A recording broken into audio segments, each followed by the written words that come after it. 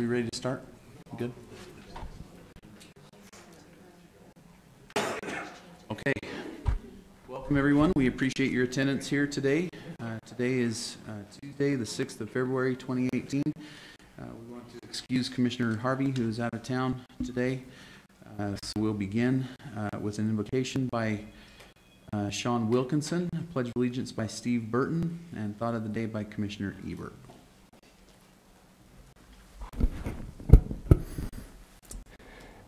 Our Father in heaven, we come before thee this morning grateful for the many blessings that we receive. We're grateful to live in this community and grateful for the good things that happen here. We acknowledge that there are many in need, and we pray that we may be thy hands here to help them, to bring a spirit of peace and unity in our community, and that we may go about doing good. Again, we thank thee and pray that we may be humble, that we may show forth an attitude of kindness, and that we may bring about much good in our county, in our region, in our state, and wherever we may be and in whatever we may do. And we ask for these things in the name of Jesus Christ. Amen.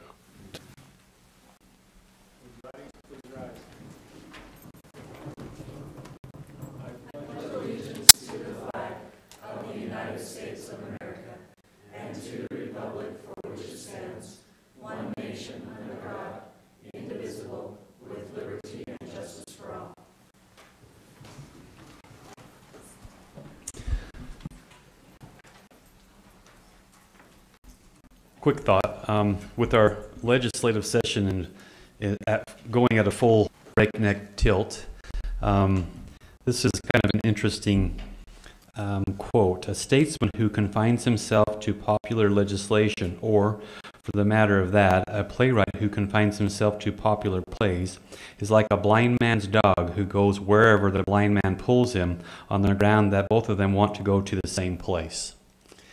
It's super interesting to me as I watch our legislators, the fine work that's being done that has a purpose that's not led by interest but by the will and the need of the constituents and the communities that they represent.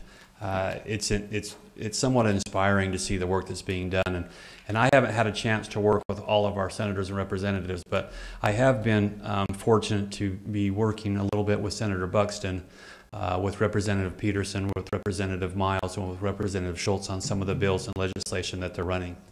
And the reason and intent of those are extremely important. Many of those pieces that we've been working on have been true changes in the system. There have been systemic changes in behavioral health, in transportation, and in corrections in how we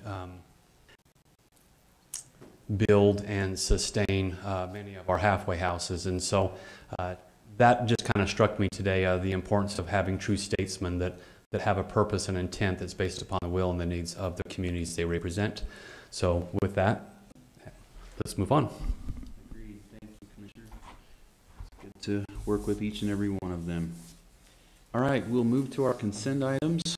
Item number 1 is a request for approval of warrants number 1340 through 1343 and 425311 through 425487 in the amount of $539,512.51. Request for approval of purchase orders in the amount of $85,455.67. Request for approval of the minutes for the meeting held on January 30th of 2018. Request for approval of new business licenses. Request for the from the assessor's office for approval to surplus 8 office chairs. Request from the clerk auditor's office for approval to surplus a 1994 Minolta microfilm machine. Request from the Weber County Fleet Department for approval to surplus a 2006 Caterpillar 950H. And request for approval of a contract between Weber County and Triple H Construction for removal of sediment from the Weber River. Any question, Commissioner, before we go to the clerk auditor's office? No, Chair. Okay. Thank you, Commissioner. We had 13 POs totaling $85,000. The largest of this was 52%, or $44,000 to IT for mostly software with some hardware as well. 27%, or $24,000, went to roads and highways for rock chip. Of the checks, we had 181 totaling $540,000. The largest of these was 14%, or $77,000, also to IT for telephone charges and software maintenance. 9%, or $49,000, for 12th Street Design and Construction Management. 7%, $35,000, 3300 South Project survey work. And then 3 of them divided at 6%, $30,000 each to dispatch, clinical nursing services, and watershed fire warden services. All right, any questions? None for me. Okay, motion then to approve. So moved. Second. All in favor, say aye. Aye. Any opposed? It's unanimous. All right, to our action items. Brooke, welcome up. Your item here is request to approve for approval of a local transportation agreement by and between Weber County and Marriott Slaterville City, establishing terms related to the Pioneer Road Phase 2 project. That's right. Thank you for having me. Good morning. You bet. As you know, there are a few dangerous S-curves located on Pioneer Road that Marriott Slaterville City is seeking to realign. Some of those curves, there's 2 phases. The first phase is located near the Warren Canal. That phase is already underway. And so this agreement before you is for phase 2. Marriott Slaterville has requested $971,712 in corridor preservation funds to begin the right-of-way acquisition for that alignment. This request went before WACOG in November 2016 and was approved and was part of the priority list that the Commission approved in December 2016. If you have any further questions, I'd be happy to answer them concerning this project. For me, Commissioner. This was prioritized from our COG list, correct? Correct. So this is just the formalization of that. Yeah, this process. is the 2016 list. It's not the one we just did, but it was back in 2016. The planning agreement's been with Marriott Slaterville City for a little bit while they kind of worked out some logistics on the project and have recently signed and approved it to come before you guys today. Well, it's an important project. I'm happy to see it moving forward. I think we're excited about it. Okay, motion. I'll make a motion to approve the local transportation agreement between Weber County and Marriott Slaterville for the Pioneer Road Phase 2 project. Okay, moved, and I'll second the motion. Is there any further discussion? Seeing none, all in favor, say aye. Aye. Aye. Any opposed? It's unanimous. Thank you. Thanks, Commissioner. Appreciate it. Item number 2, request for approval of a resolution of the County Commissioners appointing members to the Weber County Veterans Advisory Committee. Stacy. Any Good morning.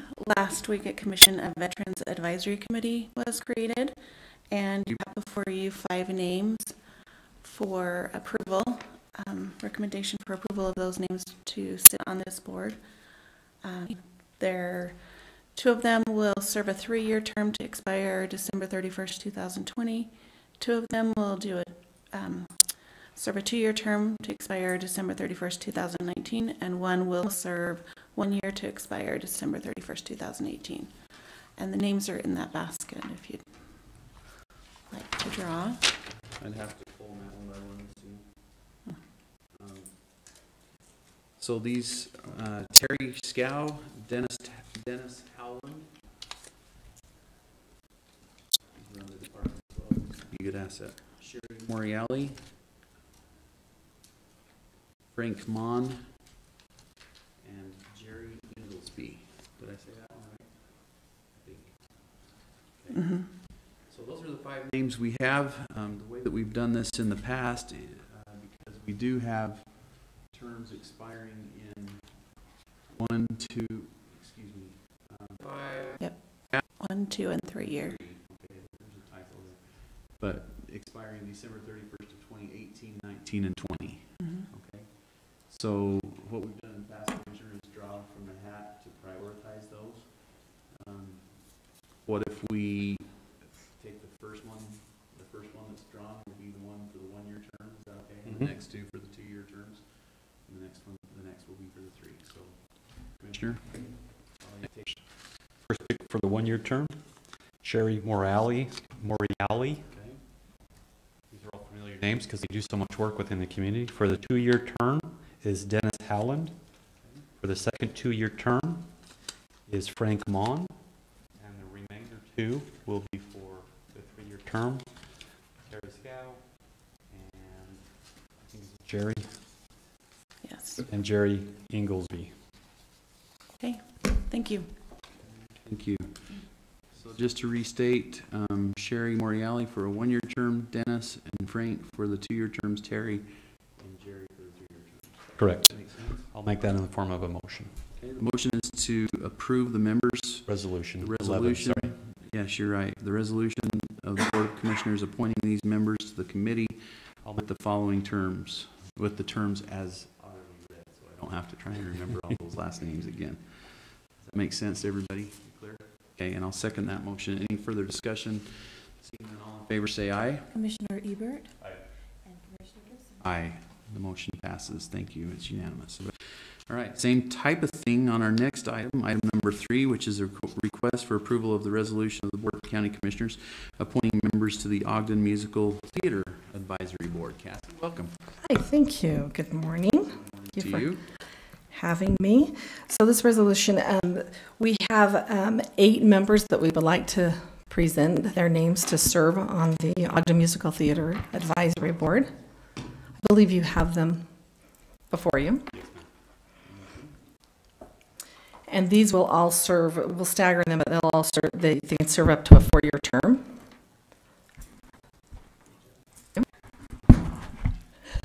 Trying to figure out the acronyms already. Okay. MUTAB.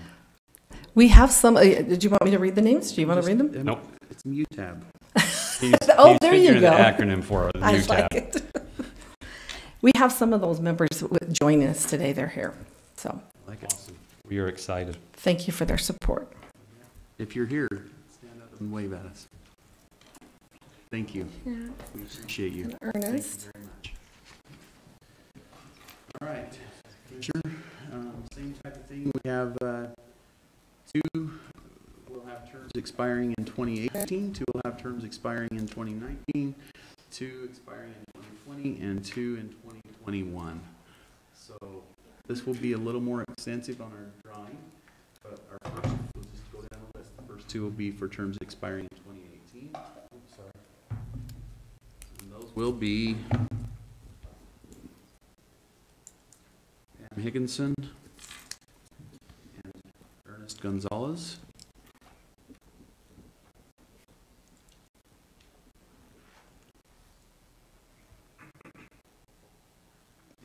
Okay, the next 2 would be for the 2019 terms, and that would be Taylor Knuth.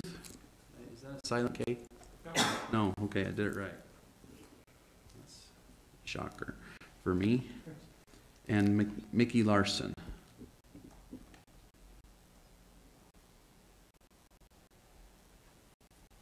Okay, and the 2 for the 2020 terms will be Sasha Clark and Jolene Zitto.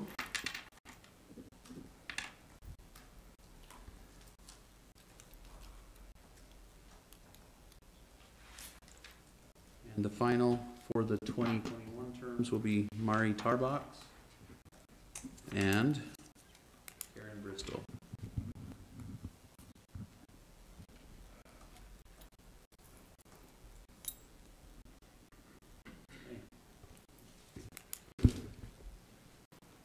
Everybody okay with that drawing process? Oh, that's my finger still in the box. Any complaints, comments, anything? I'm happy with that and thankful to those who are willing to serve.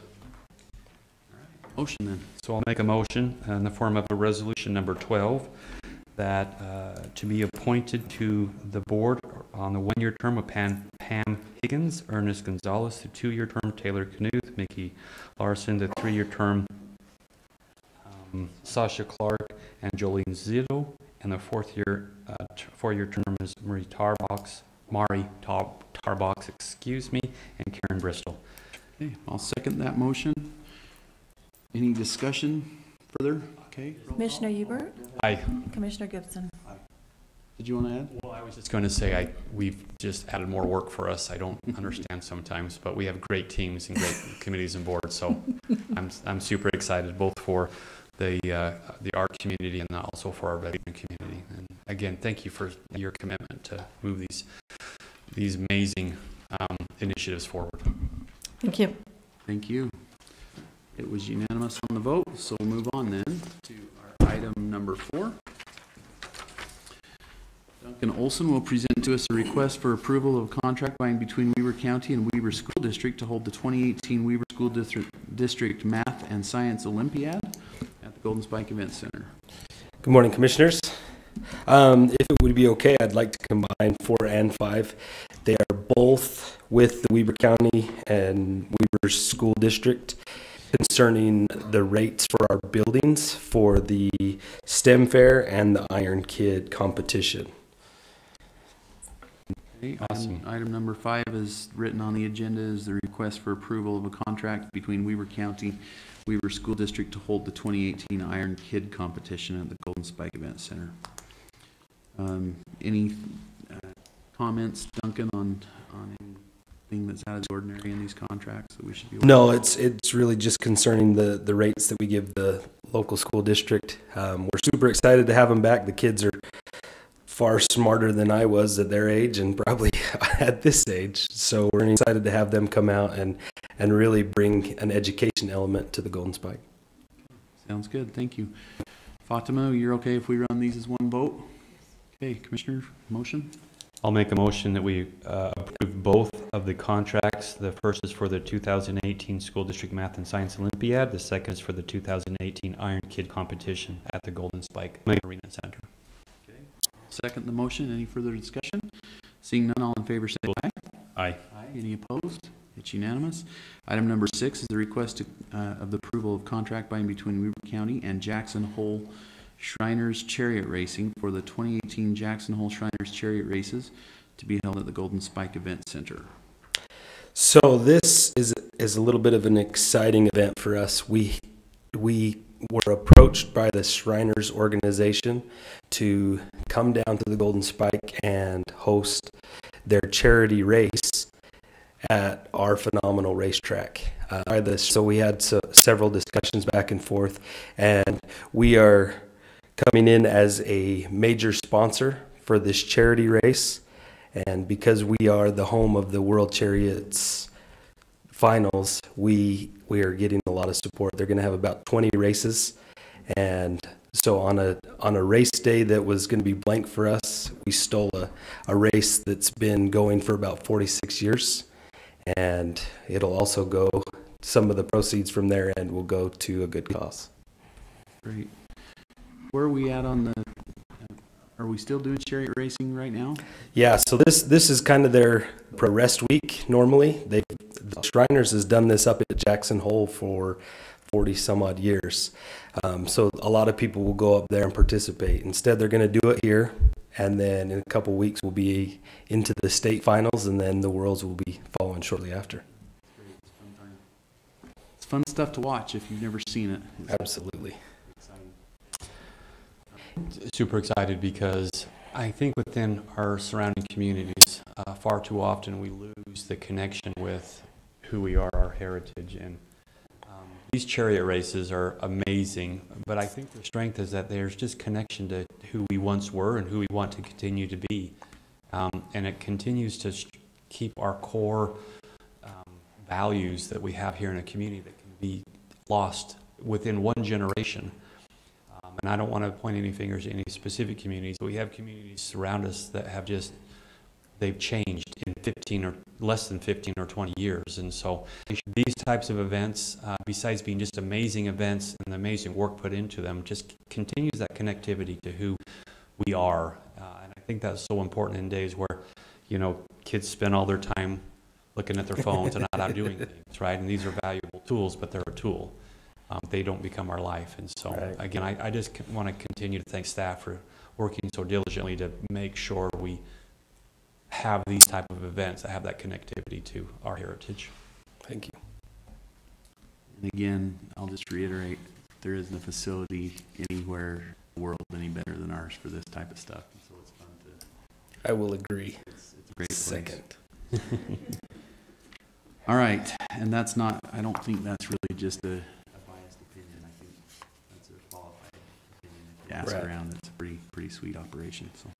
All right, any motion then, Commissioner? I'll make a motion we approve the contract by between Weber County and Jackson Hole Shriners Chariot Racing for the 2018 Jackson Hole Shriners Chariot Races to be held at the Golden Spike Event Center. Okay, and I'll second. Any further discussion? Seeing none, all in favor say aye. Aye. Aye. Opposed? It's unanimous. Thank you. And item 7 is the request for approval of a credit agreement between and by and among Utah Small Business Growth Initiative LLC.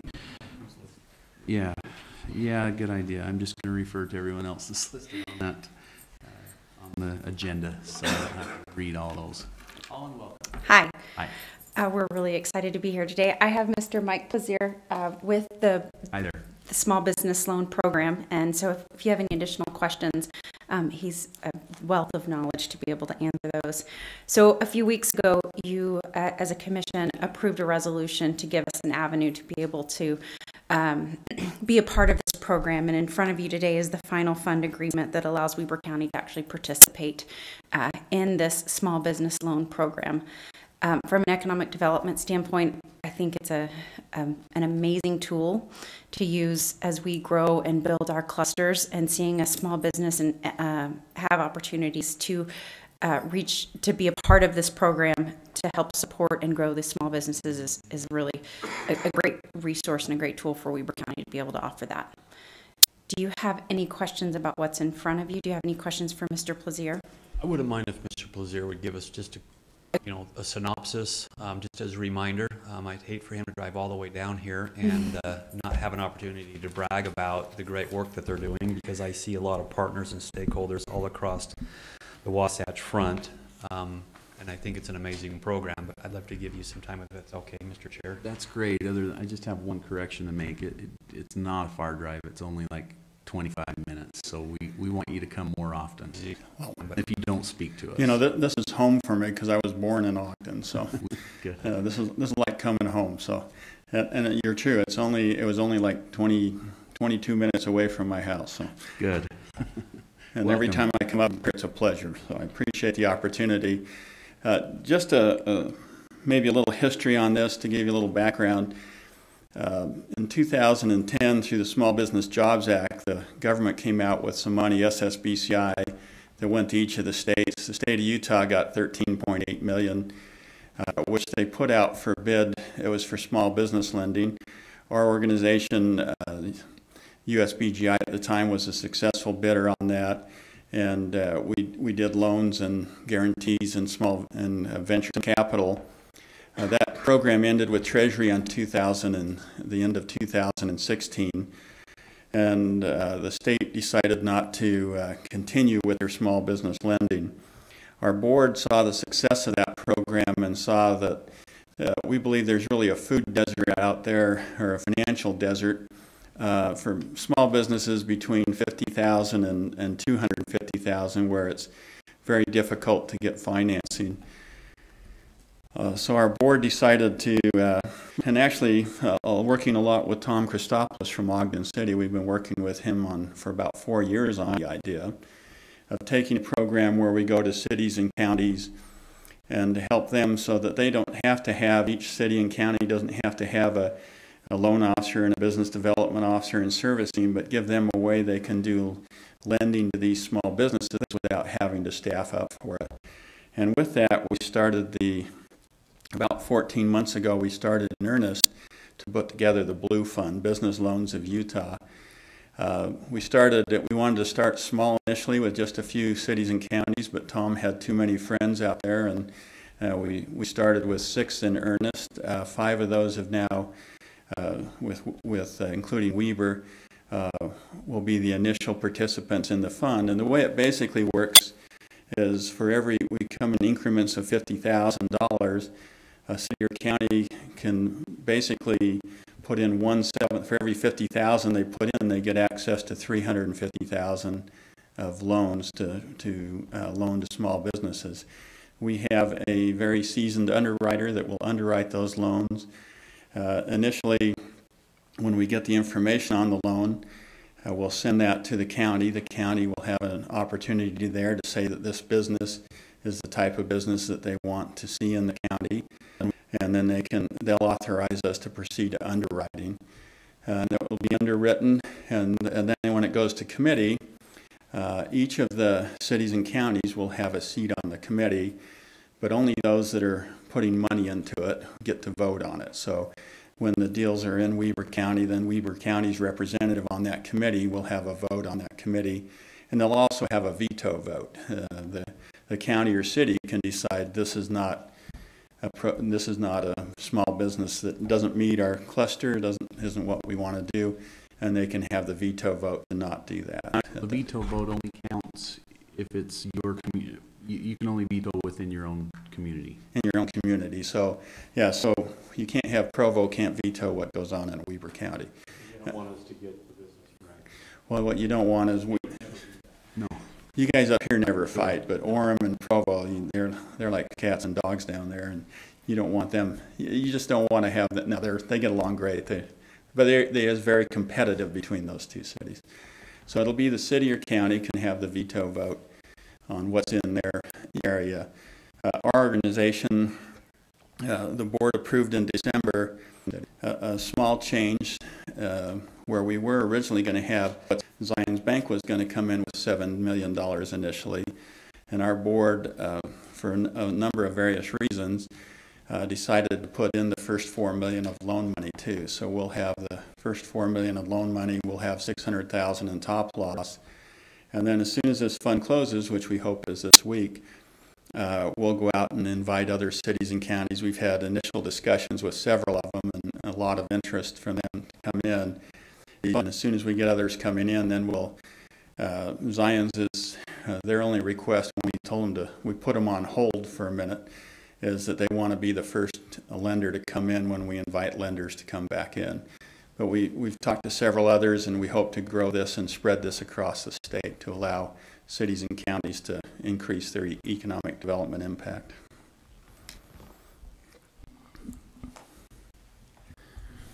Comments or questions? The initial county vetting process, how in-depth is that? Or is the in-depth process really left to the underwriter and to the committee?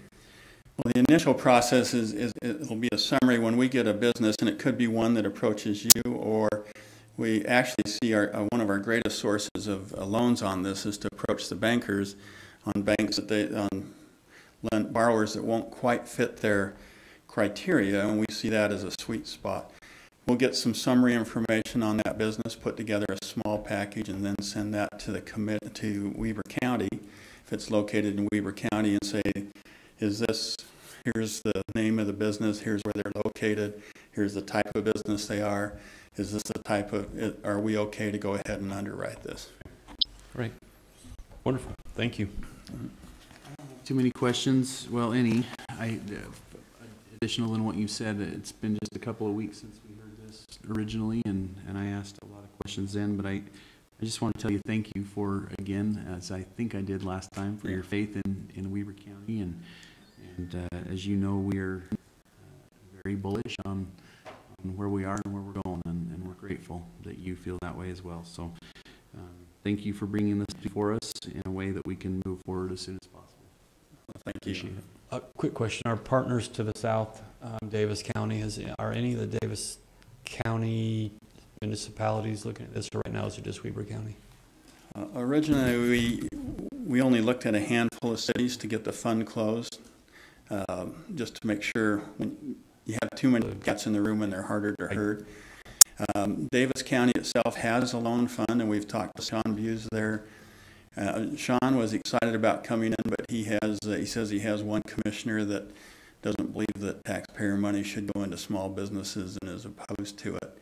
We're hoping in the future as we show this, because he sees it as a great way to augment what their fund does and to help increase what their fund can do. But we haven't talked to any of the other cities there. I will tell you that every city we have talked to, we've had some initial discussions with some other cities. We haven't found anybody that's really opposed and doesn't want to participate. So. Thank you. That's all I have, Commissioner.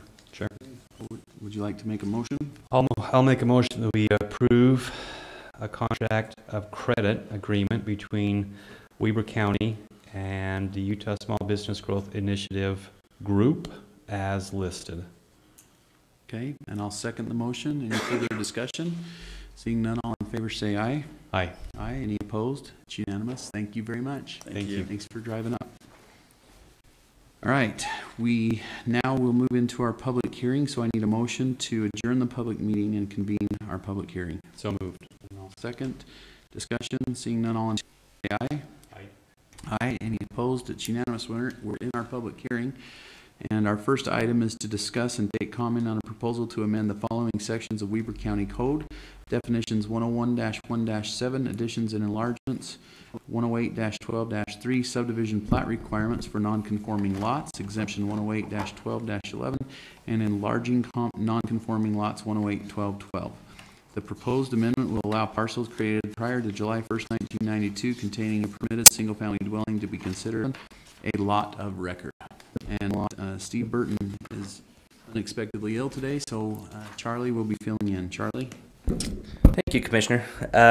So what we have before us, we've noticed that we've got a small handful of lots, both in Western Weber and in the Ogden Valley, that have existing single-family dwellings on them. Those single-family dwellings have been permitted, and for whatever reason, the property boundaries have changed since then, making it potentially a legally created non-conforming lot. And if that's the case, they may not be able to get funding for the lot. They may not be able to refi their site. Refi their mortgage.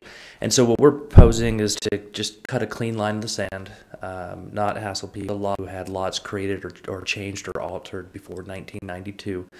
The reason we chose the date 1992 was because that was the date that the state code changed to require subdivisions for all changes of this nature. So we're saying everything before 92, if it was created, we'll just call it a non-conforming lot, let people deal with their mortgage companies and whatever they need to, and move on from here on out. So that was the thing that predicated all of this. As we got into our non-conforming section, we found a few sections wanting, and so we wanted to make sure we clarified those sections just a little bit, but those are just clarification purposes. Any questions about the policy? The only question I have is, I just want to make sure in the non-conforming lots, we don't make them legal, and then we have future infrastructure or transportation issues because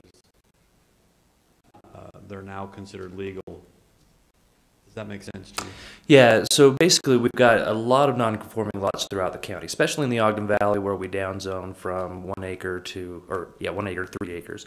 All of the 1 acre lots are non-conforming and legal. What this would do is it would do the exact same thing for other lots of same nature. Does that make sense? My only concern is if we paint all of these non-conforming with a broad brush, Mm-hmm. and we don't individually make sure that by making them conforming, we don't place a burden on planners in the future or commissioners in the future when we have to code by one of these non-conforming, or we have to put utility infrastructure in, and now that they're conforming, we built on them or other issues. Gotcha. That would be my only small concern, is that maybe Yeah. we just make sure that we just don't hit the button and they all become conforming and we create problems in the future. That's my only thought. And it may not even be an issue because these lots may be in the middle of a subdivision where you never have to worry about it. Hopefully. And all of them have houses on them, so we'd have to deal with that one way or the other in the future. It's there anyway, or something's there. Right. It's not a lot that doesn't have a house. So make sure I clarify that. If it's a vacant lot, this would not extend to them. So how does something become legally non-conforming? If a lot changes, Oh, yes.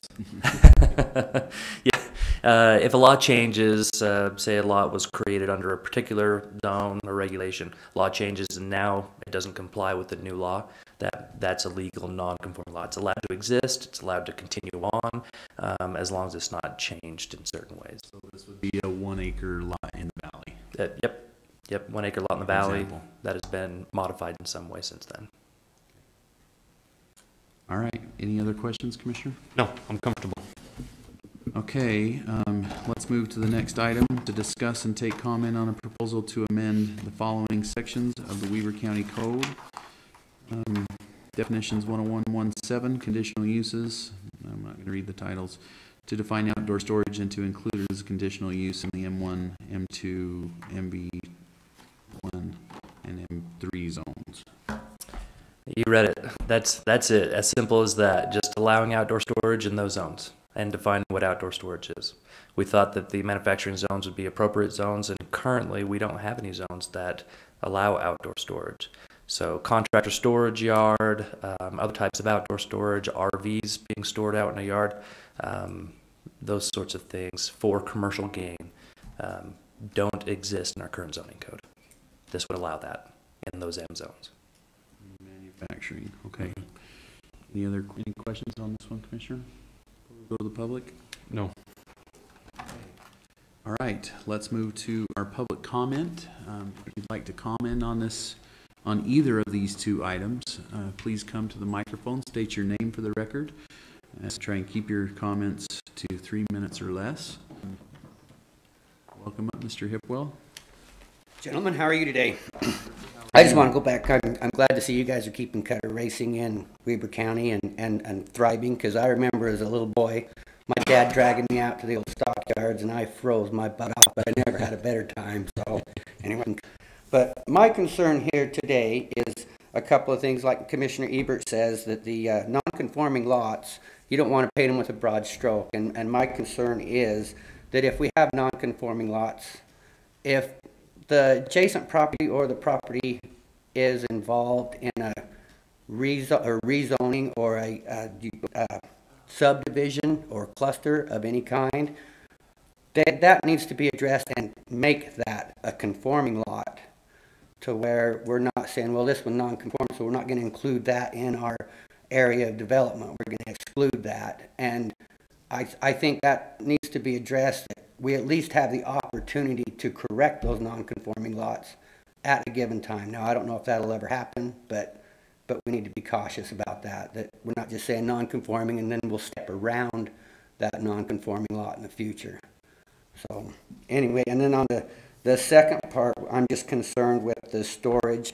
As you know, Mr. Gibson, storing farm equipment could fall under that category. I don't necessarily have a giant functioning farm. I have a small one, but we have graders, loaders, dump trucks. That you could say it's for commercial gain. I make about $300 a year on 10 acres, but I rent it out. But still, we got to be real cautious on that point too, to say, now I need to go get a permit to store my tractor or my loader in my yard, and I'm just concerned with that being a problem. So thank you. Thank you. Any other comment from the public on either of these two issues?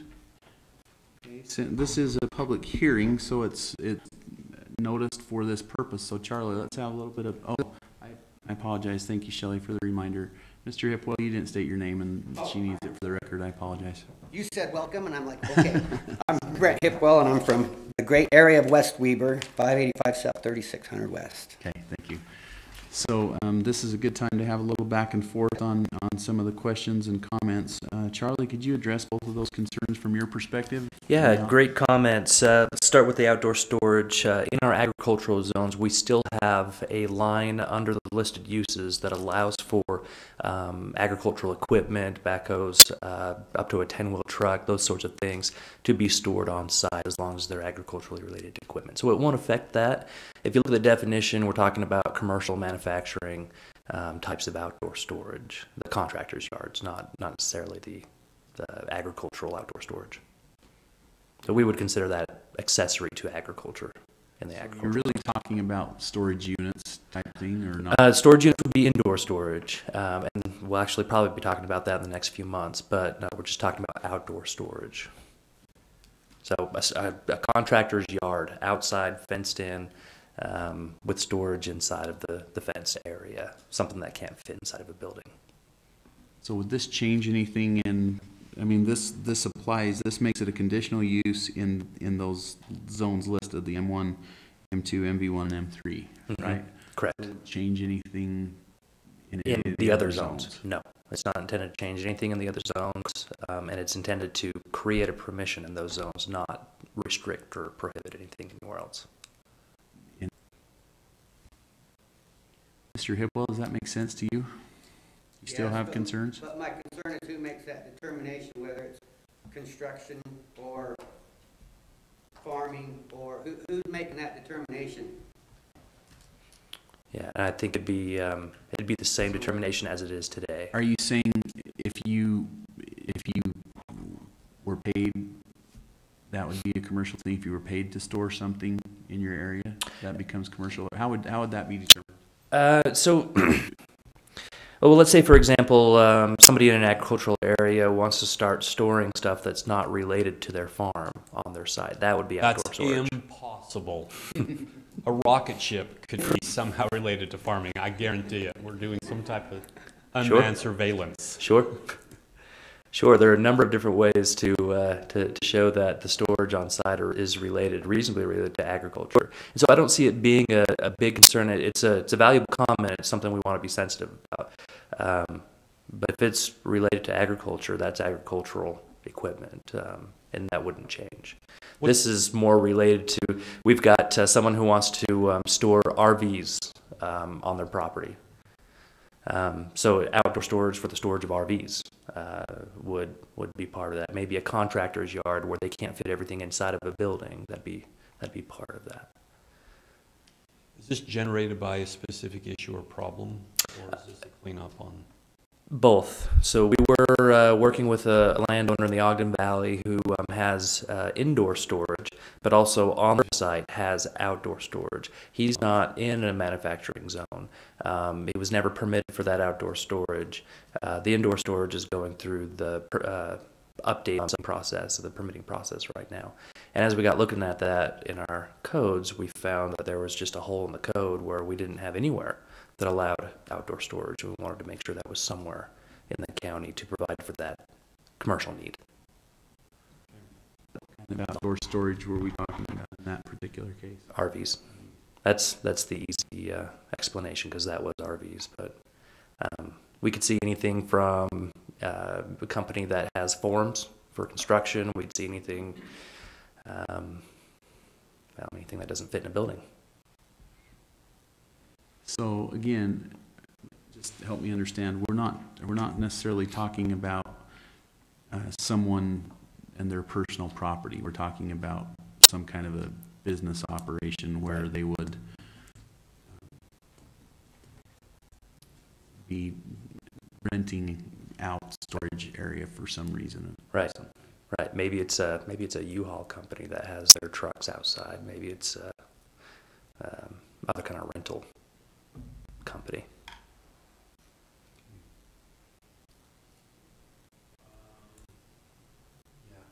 I'm just debating in my head, are we creating an ordinance that doesn't have a purpose? I mean, is there an issue?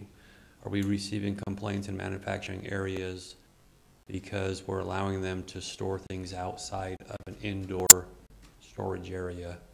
Is there an issue? We've had some complaints here or there. If a use like outdoor storage were to come into our office, they would be required to go through the design review process and the conditional use permit process. At that point, we would address screening, visual aesthetics. We would address traffic coming to and from. We would address disproportionate impact on any kind of county resources. And so we could require through the conditional use permit process and through the design review process a number of stipulations on this sort of use. Okay. We do have people who occasionally come in and say, where I want to do outdoor storage, where can I locate? And we tell them right now the code doesn't allow it. Okay, thank you. That's outdoor storage. The other one was non-conforming lots. Excuse me. On that one, I'm sensitive to the concern that we are creating lots that don't conform to the zone and then allowing them to exist forever and ever. That is a sensitivity. There aren't a lot of them. We ran a GIS analysis to find out exactly how many we have in the Ogden Valley, more in the Ogden Valley than out west. But there are a few lots that were created prior to the adoption of zoning and are only a quarter acre and have a house on it. Lots that were amended or changed between the adoption of zoning in 1992 that were unintentionally reduced in size without the owner's knowledge. I don't see it being a huge issue because of the limited number of lots that are out there. I do have another question. It's okay. When you're ready. Absolutely, go ahead. So when we take a non-conforming through this code change, if we take a non-conforming lot and make it a conforming lot, what is the process? Who looks at it? It would still be a non-conforming lot. It's the question of taking an illegally created lot, illegal, and changing it to a non-conforming lot. The only way to change that into a conforming lot would be to buy more property if it's an area or width. So so is there a process with this change that takes an illegal lot into a non-conforming lot? What is that process? Who looks at it? Who makes that determination? What community? We'd require it to be platted through a subdivision platting process, and when we bring that to the planning commission, and in some cases, if there's road dedication needed to the county commission, what we would do is we would verify that it does comply with all aspects of other parts of the code, and if the only thing that it doesn't comply with is the size of the lot at the time of the lot's creation, it would get a free pass on that one. That's all I had, Chairman. All right, any other public comment? Then we'll give it one more try. Just see if there's anybody else on these particular issues. Okay. Seeing none, we'll go to a motion to adjourn the public hearing and reconvene the public meeting. So moved. Second, discussion. All in favor say aye. Aye. Aye. We're back in our public meeting. We're into our action area now, and we do have both of those items listed as separate action items, and I'll remind the commission that we can take action now, delay action if we would choose, or we can support or oppose either of these or delay action according to our desire, our feelings on this. So, G2 would be the first one about the non-conforming lots. Commissioner, any thoughts or comments on that one? I'm ready to move forward on approval or make a recommendation for approval to amend the G2 item. Okay. I have a motion to move forward on item number G2 regarding non-conforming lots. I'll second that motion. Any further discussion? Is ordinance 2? The ordinance number 2. Commissioner Ebert? Aye. Commissioner Gibson? Aye. Item number G3, which is the outdoor storage related item. What's your pleasure on that, Commissioner? Well, I think my preference is to hold that item for further discussion and to get some more information specific to the need for a regulation. I think that there probably, from listening to Charlie, there's a need to clean up the ordinance a little bit to provide that avenue, but I don't feel comfortable moving ahead personally at this point. Okay. So we don't necessarily need a motion to that effect. We can just not take action on the item. Court, would you rather us take a motion to table? Motion to table would be preferred since it is an item on the agenda. Okay, great. Commissioner, would you like to do so? I'll make a motion that we table this for further discussion. Okay, I'll second that motion. Any further discussion? Seeing none, all in favor say aye. Aye. Aye.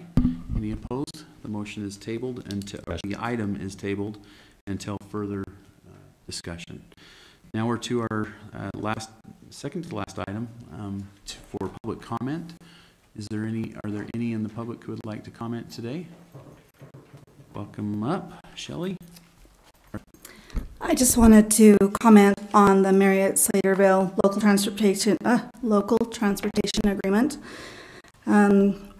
My son is one of the many people that have driven into the canal during those S-curves when we lived down there, and I talked to Mayor Butler about it many, many times. So I just want to take this opportunity to recognize that many of these projects that are decided on the local transportation list aren't just about convenience for the communities in the area, but also about safety, and some can be life-saving. So I want to take the opportunity to thank Brooke for all the work she does on it, the Transportation Subcommittee, WACOG, and you as commissioners, and that's it. Thanks. Thank you. I appreciate that, and I'll just reiterate as well, that's a thorough process. It's a good process, and every one of these starts with a local community making a priority and working it through this process, and that is certainly one that deserves our attention, and I'm grateful that it's worked its way through the process to this point. So thank you for those comments, Shelley. All right, our final item. Make a motion, we adjourn. Second. All in favor, say aye. We are adjourned. Process. Thank you for coming.